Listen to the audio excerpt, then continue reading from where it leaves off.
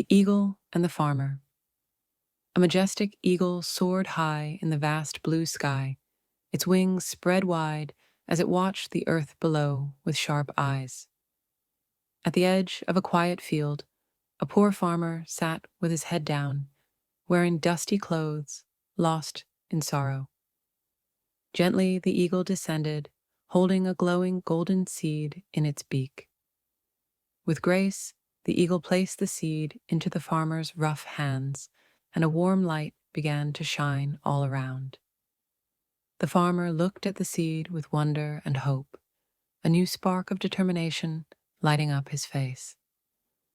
With hard work, he dug the earth and planted the seed with care, sweat shining on his forehead.